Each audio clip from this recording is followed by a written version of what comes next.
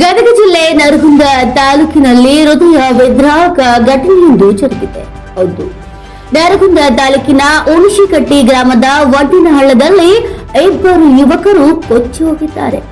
S, Gadag ಜಿಲ್ಲೆ ನರಗುಂದ ತಾಲೂಕಾ ಉಣಿಶಿಕಟ್ಟಿ ಗ್ರಾಮದ ಒಡ್ಡಿನಹಳ್ಳದಲ್ಲಿ ನಿನ್ನೆ ರಾತ್ರಿ ಉಣಿಶಿಕಟ್ಟಿಯಿಂದ ನರಗುಂದಕ್ಕೆ ಮಣಿಕಂಠ ಅಡಗಲಿ ತನ್ನ ಹೆಂಡತಿಯನ್ನ ಕರೆದುಕೊಂಡು ಹೋಗಲು ಅವನು ಮತ್ತು ಅವನ ಗೆಳೆಯ ಶಿವಾನಂದ ಅವರಾದಿ ಇಬ್ಬರು ಹೊರಟಾಗ ಒಡ್ಡಿನಹಳ್ಳದಲ್ಲಿ ನೀರಿನ ಪ್ರಮಾಣ ಹೆಚ್ಚಾಗಿದ್ದನ್ನ ಗಮನಿಸದೆ ಏಕಾಏಕಿ ಹಳ್ಳದಲ್ಲಿ ಬೈಕ್ ಹೊಡೆದಿದ್ದರಿಂದ ನೀರಿನ ರಭಸಕ್ಕೆ ಕೊಚ್ಚಿಕೊಂಡು ಹೋದ ಘಟನೆ ನಡೆದಿದೆ.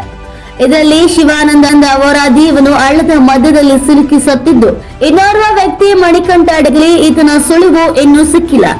ಸುದ್ದಿ ತಿಳಿದು ಸ್ಥಳಕ್ಕೆ ಆಗಮಿಸಿದ ಸಿಪಿಐ ಮಂಜುನಾಥ್ ನಡುವಿನ ಇವರ ನೇತೃತ್ವದಲ್ಲಿ ಮಣಿಕಂಠ ಅಡಗಲಿಗಾಗಿ ತೀವ್ರ ಕಾರ್ಯಾಚರಣೆಯನ್ನ ನಡೆಸಿದ್ದಾರೆ. Chandrashekhar Gowda Patil, NK64 crime bureau, Nargund.